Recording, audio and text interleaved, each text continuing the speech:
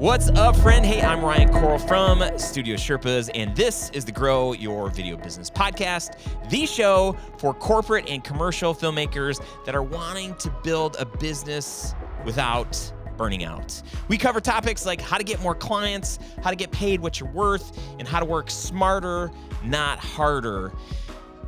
You, my friend, you are not alone as a commercial filmmaker and business owner myself. For the past 17 years, I am here to help guide the way, sharing my own pitfalls and my own successes for how I've built a 7-figure video production company and currently only working about 20 hours a week in that company.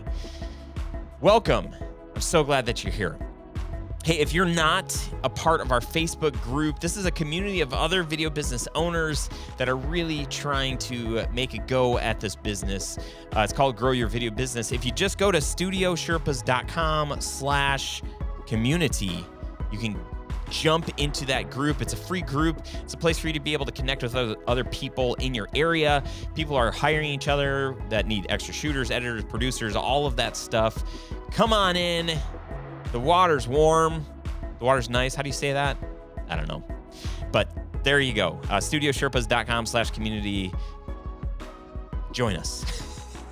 Stop being alone. Stop feeling like you've got to figure all of this stuff out on your own, because you don't. That's why I'm here, and that's what the community is for. So this episode is doozy. I don't think that's the right word. We talk legal. It's all Trevor is a lawyer, but it's so important. My heartbeat in doing this work is that you have a passion, you have a desire to do this work and to do it for a long time, I'm guessing. If not, then this probably isn't a great episode. It's probably not a great show for you. But if you want a business that can run with or without you, and you want it done in the most legal and scalable and least stressful way, this is going to be a great episode for you. So thank you for joining. That's it. That's all I got for the intro. Let's jump into this episode with Trevor Ward. Here we go. What's up, friends? Hey, welcome to this episode of the show. My guest today is Mr. Trevor Ward, who is an award-winning documentary filmmaker turned intellectual property attorney, as you do, right, as a filmmaker. Why not? Yeah. Trevor, welcome to the show, man. Thank you for having me. I appreciate the opportunity to speak. Oh, for sure. This is super fun. Travis, who's in my mastermind, was like, oh, you got to have Trevor on. And for his own story that he's shared with me is like, whoa, I can't believe stuff like this actually can happen in the real world. And then I posted in our Facebook group, really just today. I was like, hey, any questions that I should be asking Trevor around intellectual property, trademark, all that stuff. And I was surprised at all the questions that came through. So there's a lot of interest in this topic. So I hope you give us all of the things. Maybe you have a disclaimer that you would like to share before we really dive in. Oh, yes. I wouldn't be an attorney without giving this disclaimer, but anything I say today, it should not be construed as legal advice.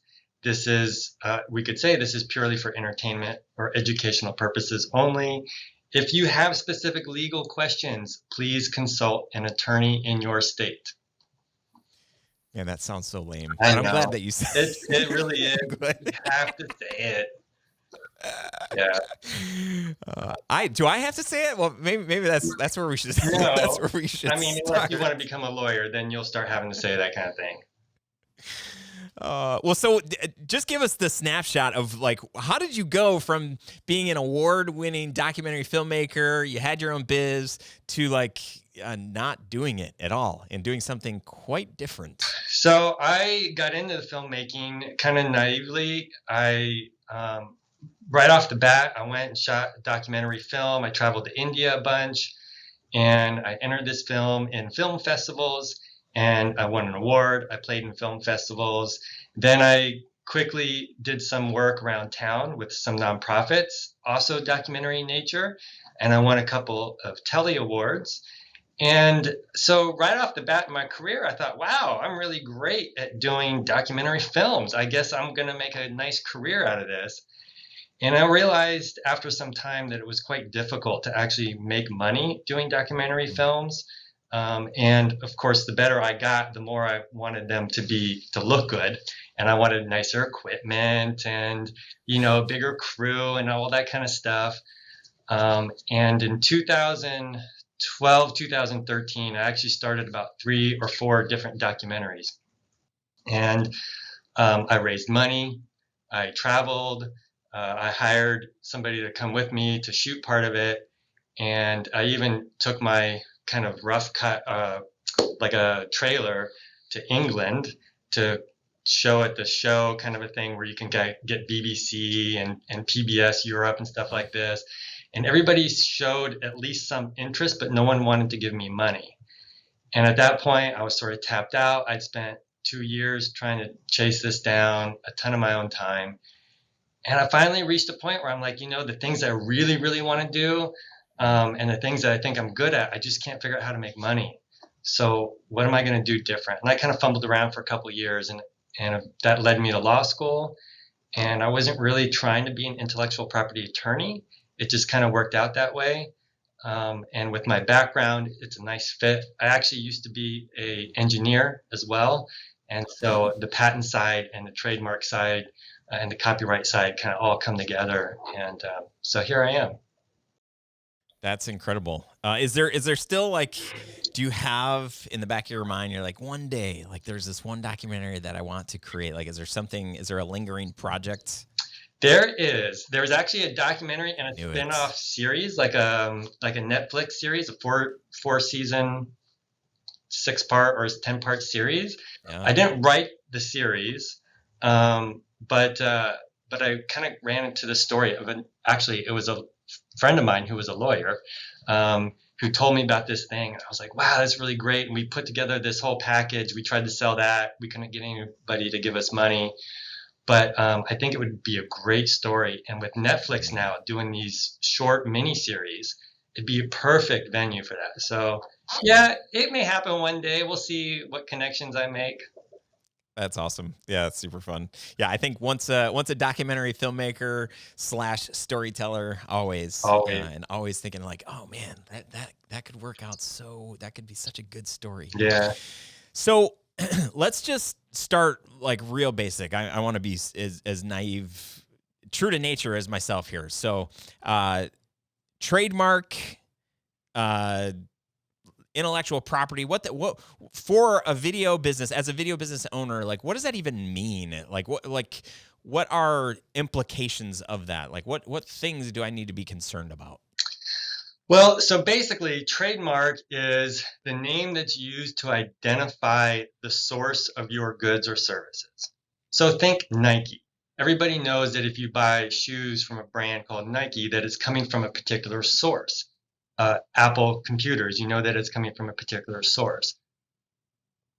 When I first got into this, I thought trademark was meant to protect companies and their goods and services so that people wouldn't buy counterfeits or knockoffs or anything like that. And it does do some of that. But at the end of the day, the point of trademark is to protect consumers so that I know when I'm buying a computer that has a little Apple logo on it, that it came from the people at Apple in Cupertino.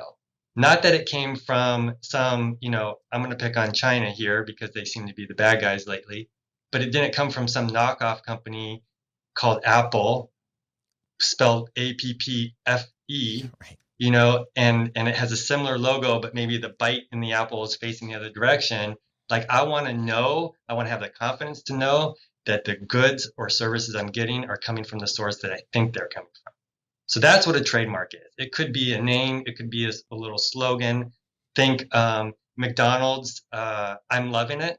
I don't know if you remember those commercials from. Oh, yeah. I'm loving it. Exactly. No idea what you're talking about. Yeah, so they trademarked that slogan because you generally can't trademark a slogan just in and of itself. But if it's meant to identify the source of the goods, then at that point you can trademark it. So, for example, McDonald's trademarked that slogan, I'm loving it, and they used it on various things to say, hey, here's our hamburgers and our salads. Okay. I mean, that's cool. I get it. I understand that. I'm a small corporate commercial filmmaker.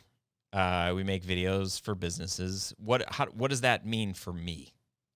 So that means when someone sees a video that you produced and they're like, oh, who did that? The name of your production company is Tell Studios. Tell Studios. That's right. So Tell Studios. And they're like, oh, there was this guy, Tell Studios. And so they do a quick little Google search. And Sorry. there it is. Beep, in the focus. They do a little Google search and they find Tell Studios. That consumer wants to know that they're getting something just as good as the one that they saw. Mm-hmm. And it's not somebody claiming to be Tell Studios who just started the video business and knows nothing about making videos. And so in that sense, it's protecting the consumer, but it protects you as well, because you want, after you've spent a lot of time, you've been doing this for what, 15 Right. years or so, Yep. and you've More. developed a reputation, and you know that there's a certain quality of product that you guys put out, and you want to be able to let consumers, potential consumers, know that you have a certain quality, and you don't want others to kind of like piggyback off of that. Because if someone had T-E-L Studios and they were stealing your customers, they'd be piggybacking off all the goodwill that you've developed. Yeah.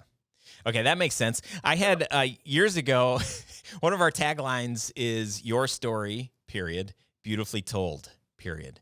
There was a photographer, a local photographer. Now, granted, we do video, right? We dabbled in photography for a little bit. We still do. Like, people can hire us, and we'll do photography for them. This photo company, their tagline was "Your."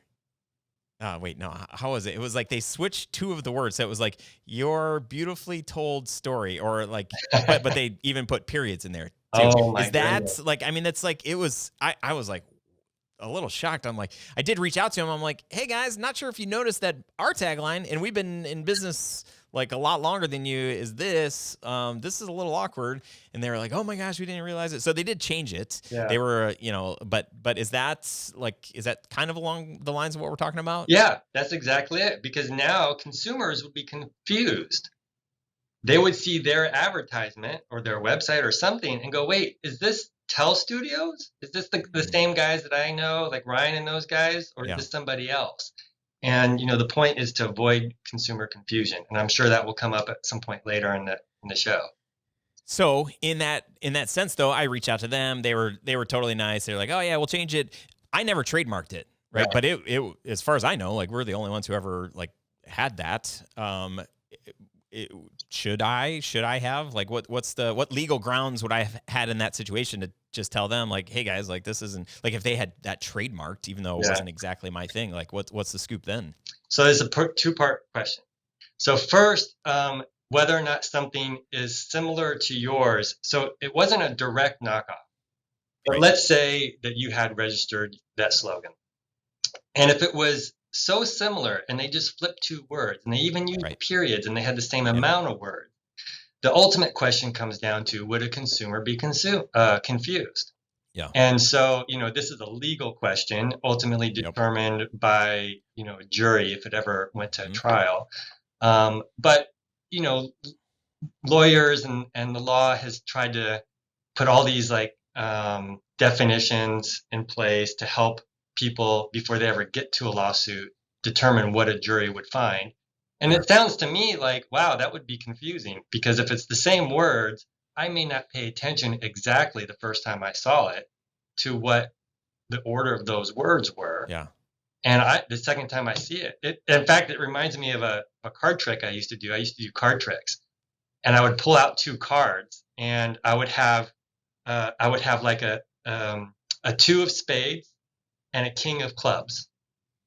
But then I would also pull out the two of clubs and the king of spades.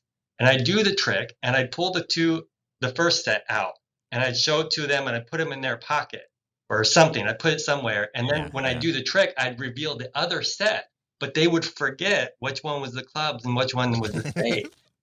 And so, I dirty magician. Them. So that same thing happens here. Yeah. In your case, someone would be confused. So even if it's not an exact replica, they would still be confused. And you may have a right here in trademark world The second thing is having to do with use. So trademark world works with whoever uses something first has the rights to it. And this is called common law trademark. So you don't have to have registered it. Registering your trademark gives you certain legal protections and gives you a stronger trademark. It's easier to enforce and things like that. But you would still have common law rights to that name. And I mean, it was great. You didn't have to hire an attorney, and it was great because they probably didn't do it on purpose. And you just said, hey guys, you guys are using my thing that's pretty much the same, and they changed. So a lot of times disputes can be resolved that way. Sometimes they can't because someone, is unwilling to change. Yes. Oh man. Like I hope as you're listening to the show, I hope you're not having heart palpitations of like, oh boy, like what do I need to do? Like what things are? I think Trevor will help guide us and give us some like clear calls to actions on things that probably would be important to do and things that maybe we need not worry about. But let's talk about the certain situation that brought us here. We don't have to talk in like specifics on who and like whatever, but can you explain the scenario that, I mean, very likely any of us could accidentally find ourselves in, somebody reaching out to us and saying like, hey, and then we being like, wait, seriously? Yeah. Studio Sherpas could be in that same position. Oh no! Oh no! I did a trademark search to see if you had trademarked your name, and you haven't. Oh snap! So I got to get on it now. Somebody's gonna. No, so let's say you've been operating this business for some time. Let's just say 10 years, and you think, hey, no one's ever confronted me on trademark. I've never trademarked. No big deal. And after 10 years, you developed a following. People know your brand. You're even selling T-shirts that say Studio Sherpas. It's great. I would never do that. You give them away. Give them away for. That's right. Exactly. One day you receive a letter from some business in Wyoming, and they say, "Hey, we're Studio Sherpas. We've registered a trademark. You're infringing on our trademark. And if you don't stop immediately and change every instance of the use of that name, and you change your website, and you give us your website domain, and you give us the email addresses, and all these things, we're going to sue you, and you're going to have to pay for our attorney's fees and for damages." That might be a scary letter to get. Yes. And so that's what happened is a client called and said, hey, I've been operating under this name for over 9 years, and I don't know who these people are, and I never heard of them, but they're claiming they own a trademark and that they're going to sue me, and I'm going to have to pay attorney's fees and the whole bit. That's the story there. I don't know how much further you want me to go, like how we tried to resolve it. Yeah, like I would just say like so. So clearly, I should maybe hop online and go to LegalZoom.com. I'm just kidding. I'm just kidding. But how much research did you do? Is there somebody in Wyoming with Studio Sherpas? No. Okay. Phew. Okay. So what does that process look like? I would say I've got a lot invested in this brand, but I've got a lot more invested in my production company brand. If somebody came to me and with that saying like, hey, like, Tell Studios, like that's our thing. We have rebranded. We've completely changed our name one time. But that was like out of like, hey, we think this would be really good for us. And here's why. And we were kind of getting away from the wedding filmmaking world and wanted to focus more solely on, corporate filmmaking. So that made sense. But to be kind of like forced into it, then we did it because we're like, hey, we've got capacity. Let's we'll redo our website. We'll hire a branding company and like do all the things. Now I'm like, no, I just like, we've got momentum. We've got traction. I just want to keep going. I don't want to get stopped by anything. I it's especially something that's like, hey, you got to change all this stuff. It's like, oh, no. I don't have the capacity. I don't have the desire. I want to keep moving forward with what we do, what we do so well. It's not branding our own selves and creating our websites and finding our Vimeo pages that match our name and our YouTube channels that match our name. all that stuff is like, oh my gosh. So what do I do when we get off this call? Well, the first thing you can do is you can go to uspto.gov. It stands for the United States Patent and Trademark Office. there's a place there where you can search trademarks, and you can type in the name of your business, and you can see if there's anybody that has anything similar.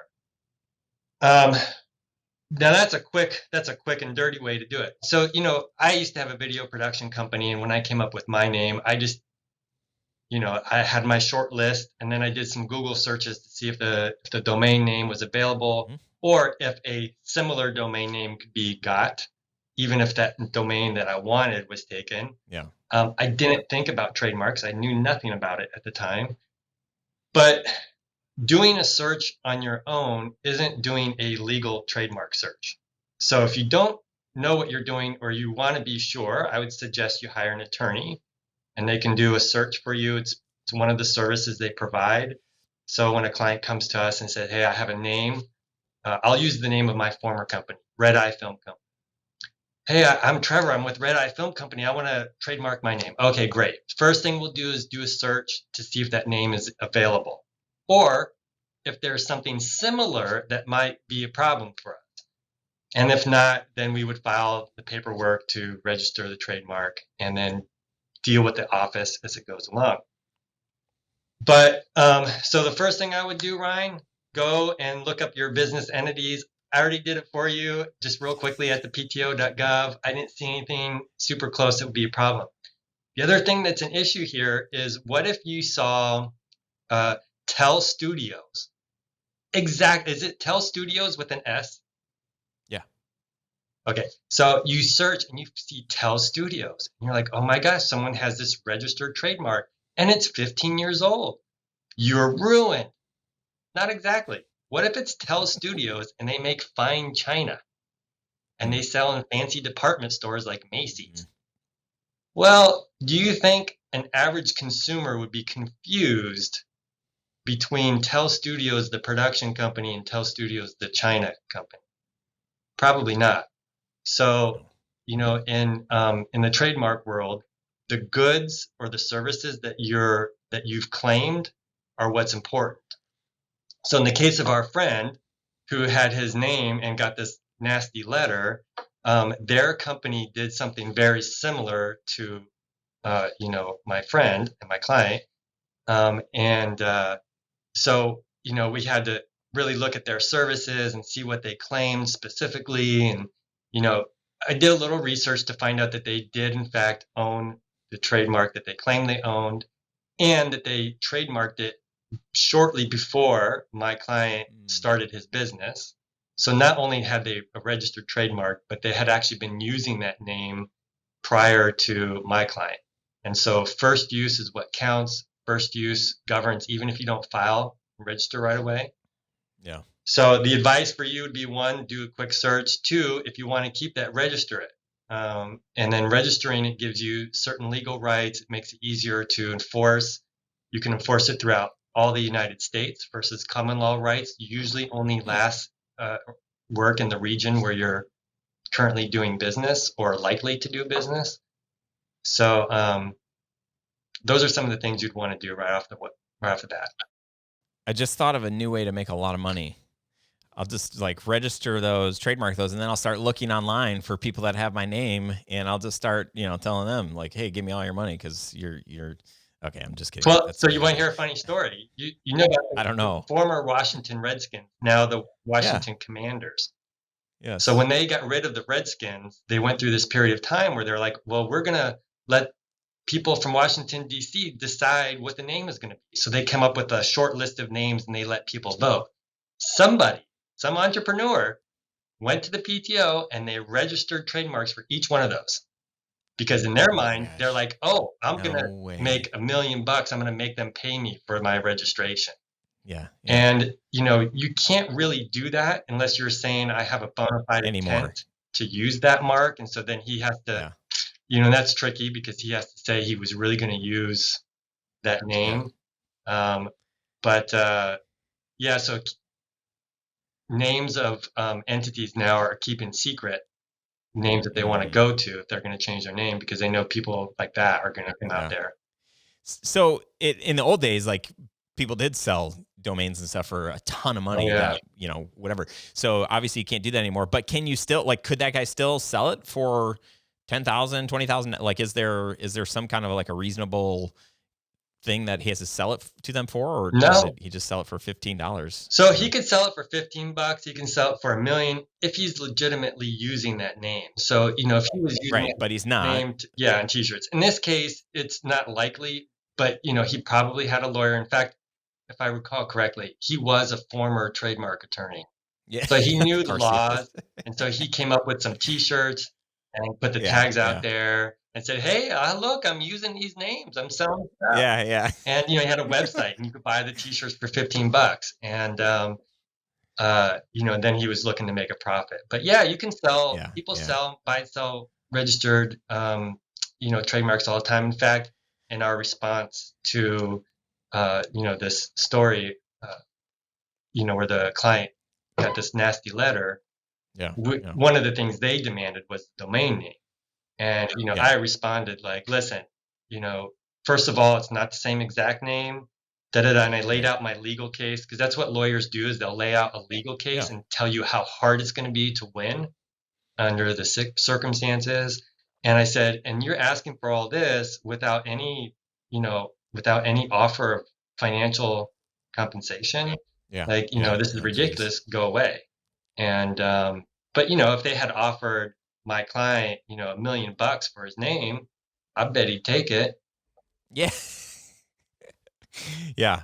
I forgot to ask this too. For that research that you did you're not gonna send me a bill, are you? No, Like, no, no. That was purely for entertainment purposes.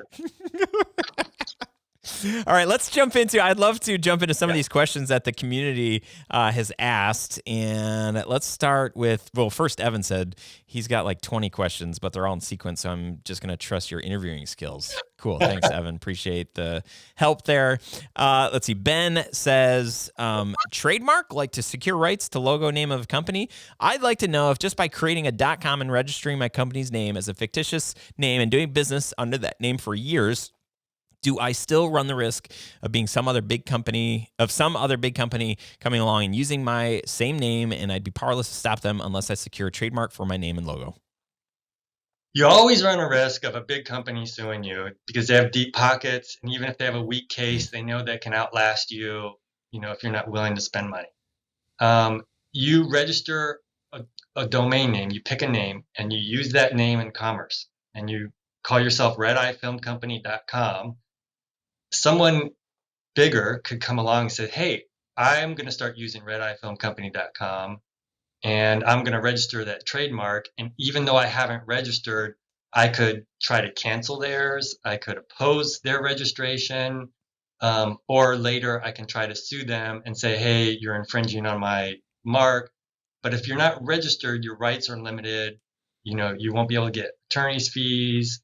And you only get protection in your geographic area. Mm. So yes, you do have some protection by using a trademark first or a logo, but it's limited unless you get it registered.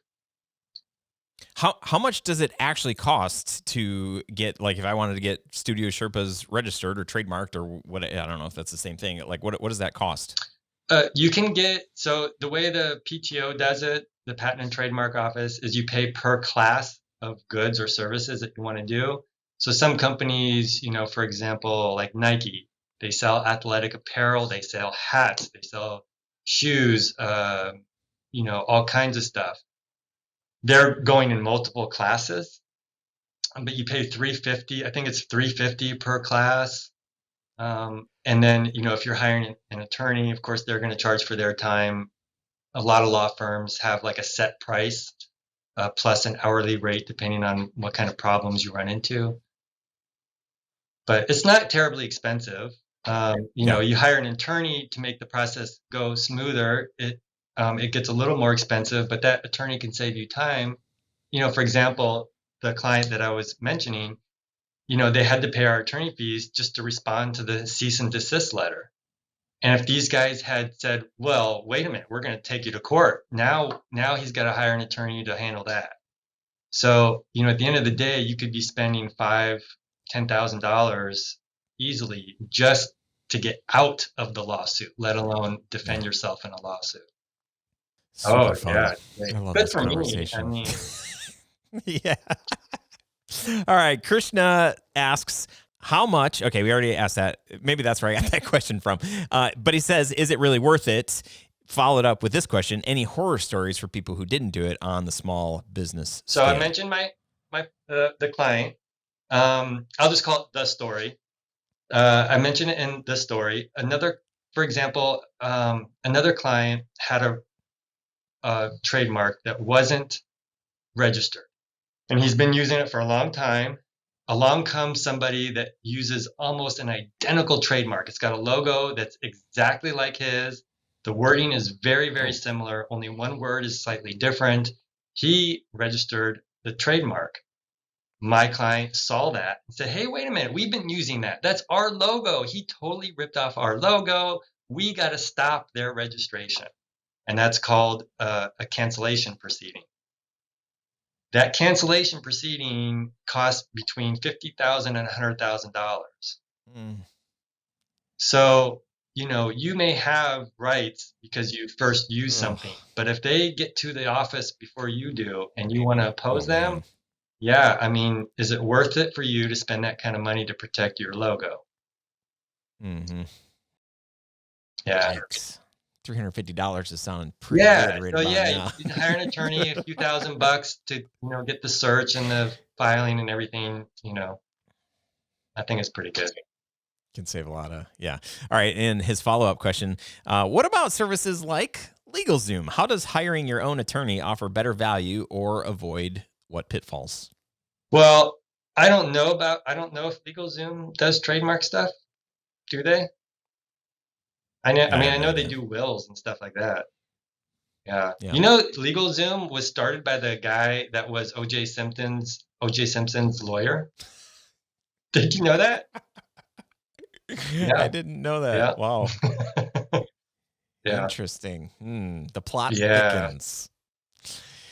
Well, Virginia kind of follows up that question by asking, why is hiring a trademark attorney better than doing it yourself? How about that? So a trademark attorney knows the law, and somebody that isn't an attorney doesn't. And that kind of sounds a little goofy, but the point is, if I say I want Red Eye Film Company, and someone has Red Eye Studio Company, is that the same or is it different? Is the PTO going to allow that or are they not? And so an attorney would know, oh, okay, that's totally different based on what the law says, in terms of similarity. A regular person may not. And so the idea of like what's actual confusion or what's likely to cause consumer confusion, attorneys, especially a well-seasoned attorney, will know that, and the average person won't. So this is why you want an attorney. It's like everything. It's like many things. You get what you pay for. You do things yourself. Yeah. You run risks, and maybe when you're bootstrapping it, you have to take those risks. But once you get established, you'll want to make sure you protect your efforts. Yeah, even Trevor, as you're saying that, it's exactly where my mind is going. It's like when you're starting out, like it would be amazing to have money to trademark. It would be amazing to have money to hire a branding company, to get like a sweet website, to get a studio, to have all of the things. It would be amazing to just have the money to do all those things. I would say if you're at a point in your business where you really want to turn on some kind of a marketing machine where you're going to invest thousands of dollars, not hundreds of dollars to have somebody build a website for you, but thousands of dollars to get your logo, your branding, a website, and maybe like, hey, we want to do some Facebook ads, or we want to really get out there and put our name out there. When you're like ready to do that, I think saying, okay, what's your budget? Are you going to spend $5,000 on all of that stuff? Maybe $10,000. As you're budgeting through that, like I think you really need to ask around and say like, okay, what does it cost to lock this name in? Like, let's do that before we spend $5,000 or $10,000 and all of the stuff that in 2 years somebody might come to you and say like, hey, oh, by the way, we own that, we want that, whatever. That's probably the time to really consider it. So I know a lot of people that listen to the show have established businesses, have like well-known brands. And so there's a lot of us hand raised, that are going to say like, okay, I'm going to do this with my eyes closed, PTO, check this out, and, pray to the gods of the internet and the trademark world that there's no other, on there. And then, maybe take that next step to say, okay, what would it actually look like for me to lock this in and protect me as much as I can? That's great advice, Ryan. I mean, if at some point you're willing to invest money in marketing, at that point, you should really look to make sure that before you start going down that road, that you really are going to be able to back out of it. I mean, how big of an effort was it for you to change names? Oh my gosh, it was and it took, probably wasn't even 3 years until we closed down the other brand, and I don't even think we have officially closed it down. I think it's still kind of out there, but yeah, it's a long process. And fortunately, it was a long process for us. We were able to take our time, and it wasn't forced upon us that we had to get out. But just imagine if somebody came and said, we're taking your URL, we're taking your name, and then you're like, oh crap, because there's a part of me that's like, oh, that's not a big deal, because you can email all of your people. Oh, you don't have an email list? You don't have an easy way to contact all of your people? Then so you're going through all of that, and then people are going to forget about you, and then 2 years later they're going to be like, oh, I should call Ryan up. Let me go check out telstudios.com. Wait, what? Telstudios, it's a theater? What's going on here? Yeah. Oh boy.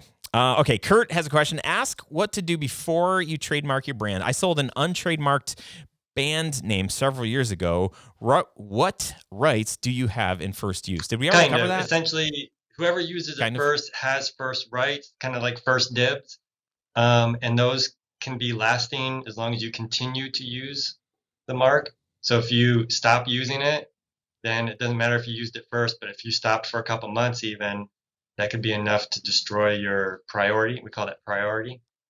But if once you sell something, it's a little confusing. If he sold the band and the name, then he doesn't own that anymore. So likely, maybe. Yeah. Virginia has, I think, 2 good questions here. She says, what is the criteria to consider before applying to make sure it's a worthwhile investment? I think that was what you mentioned. Are you spending marketing money, and are you starting to get out there? And if so, the good question is, if I had to change today, how much would it hurt? Yeah. Just to think through, what is it going to cost in your time? And think about what do you want your hourly rate to be, and then multiply it by your hourly rate and say it might cost that much. And then also think through maybe you have to hire a web designer, graphic designer, all that stuff, and try to add. And it's man, it would cost me today $20,000. It's well, okay, does it make sense to spend $2,000 or $3,000 just to make sure that doesn't happen? Yeah. And then her follow-up is, what happens if it is trademarked, meaning what's involved in spotting abuse and taking legal action to stop somebody else from using telstudios.com? And do you need a lawyer? You don't need a lawyer. So the first part of the question, what does it take to monitor your trademark? You can set up a Google alert, and you put in your phrase. You put in a couple phrases, maybe similar names, and use quotations so that it's grabbing the name that you've chosen. Yours is interesting because it's Tell Studios is pretty distinct, and it's not, you can't just use the word tell, because there'll be a million hits a day. But if you did Tell Studios, I bet there's not many hits a day. Ryan, do you have a Google alert for Tell Studios? I do for our old brand, so I still get emails that pop up for the old. There you go. Okay, so you have 2 takeaways today. I got homework to do. So Google Alert is a great way to find out, and a lot of times these things happen.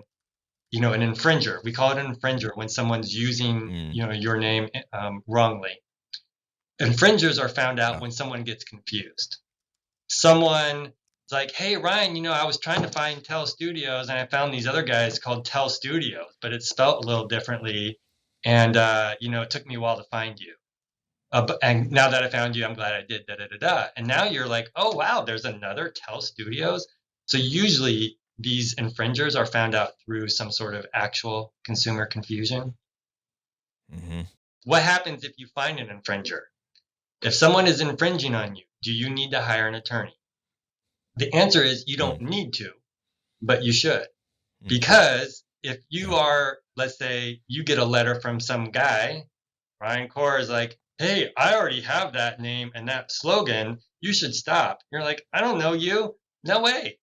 But when you get a letter from an attorney saying, oh, by the way, you're infringing on my client's trademark, we're going to hit you up for damages, we're going to hit you up for attorney's fees, and you must immediately cease and desist all activity, that's scary. And the person is more likely to comply, or at least come up with a good reason they're not going to comply. And so in that sense, it's good to have an attorney because, these things can escalate. Sometimes these things die right off the bat. One letter, and it's enough. People are like, oh, I didn't realize. Okay, no problem. Other times they try to put up a little fight. No, we're in we do different businesses. No, it's the same. Okay, fine. We'll give up. Yes, that's good. The last question here, this is a good one. What should we know about trademarks when it comes to programming properties like a TV show? If my company produces a program for Netflix, for example, should I trademark the name of the show and or any logo attached to it? Trademark and copyright are different. So copyright is, you write a show, you have a jingle, a song, any work that's been authored, that's fixed in a tangible medium, that is what is given copyright. And so basically that's another exclusivity type of a right, meaning you can exclude other people from making copies or using copies of it. So if you've written a TV show and you have a name for a TV show, you have a script for a TV show, you'd want to copyright those. You do have common law copyrights or copyright rights as well. But if you register those things with the Copyright Office, then you have much stronger rights and it's easier to sue for damages and things like this. So my suggestion would be, if you're writing a show and you're writing a treatment for a show, that you go ahead and copyright those. It's super cheap. I think it's $30. You can go to the copyright.gov and you can copyright those things and then spread them around. It becomes easier to enforce once you've copyrighted them. Trevor, loads of helpful information. Thank you so much. How can people get in touch with you if they would like to know more about how you might be able to help them? Well, my law firm is Allen, Dyer, Doppel, and Gilchrist. I know that's a mouthful. My email is tward@allendyer.com. That's ALLENDYER.com. I'm in Orlando. I'm a Florida-based attorney. I would suggest people contact an attorney from their state because every state has slightly different laws. Even though trademark is a federal law, your state also has common law trademark rights and copyright rights and things like this.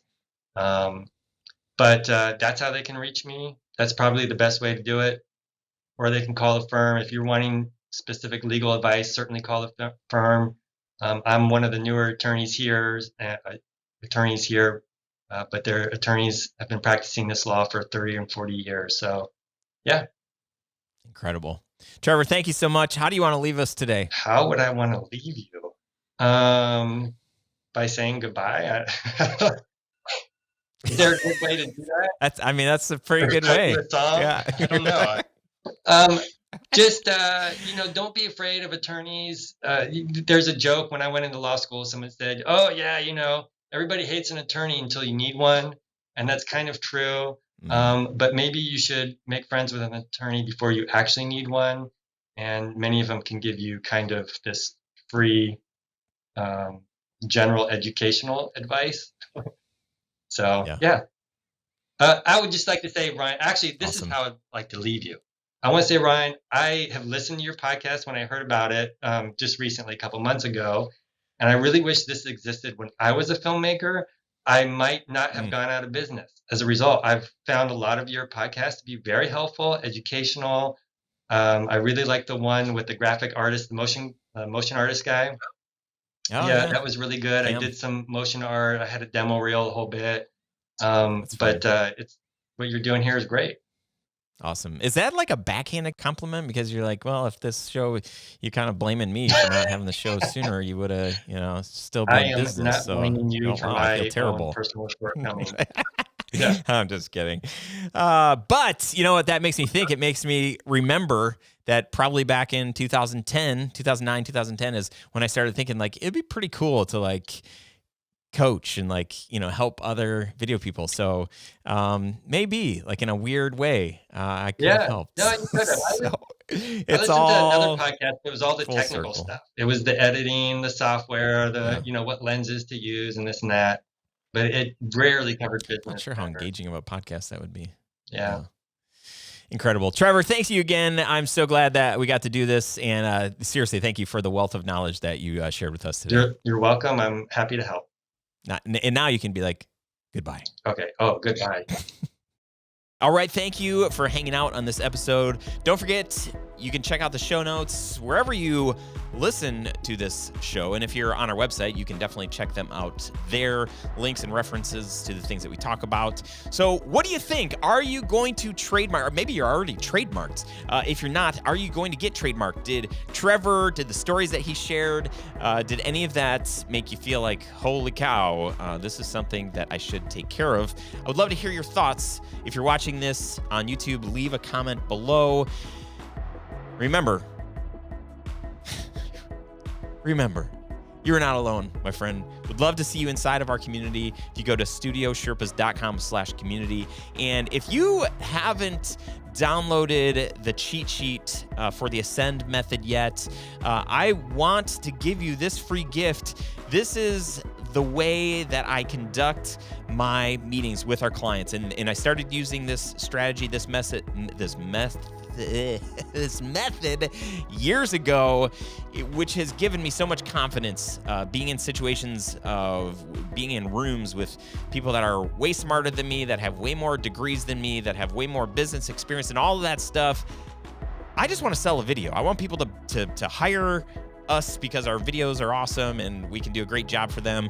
But unfortunately, that confidence of mine can only be so much. Having a way to conduct myself and to conduct the meetings with businesses and with people that are making tons of money, I needed some confidence there. I needed a framework for how to guide these conversations, so I didn't come off salesy, so I didn't come across like incompetent. So the Ascend method is my gift to you, where I teach you this 6-step method of how we go through these meetings with clients, whether you're doing it virtually or in person. This can be a very helpful resource. This is one of the most popularly used methods that I think since starting Studio Sherpas 6 years ago. Anyway, you can get access to that cheat sheet and a video walkthrough of that cheat sheet if you go to studiosherpas.com/ascend. This is called the Ascend method. It's kind of related to mountains, Sherpas, mountains.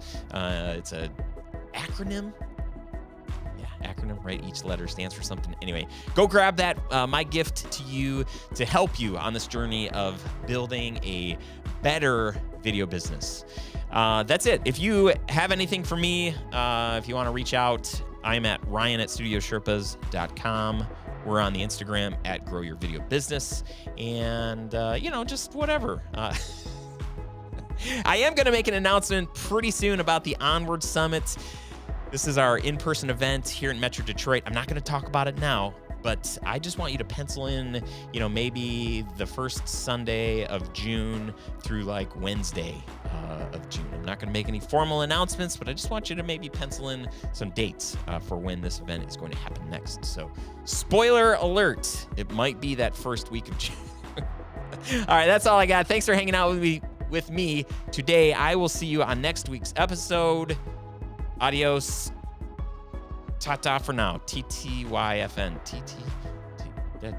Okay, I gotta go. Just somebody get this mic away from me. See ya.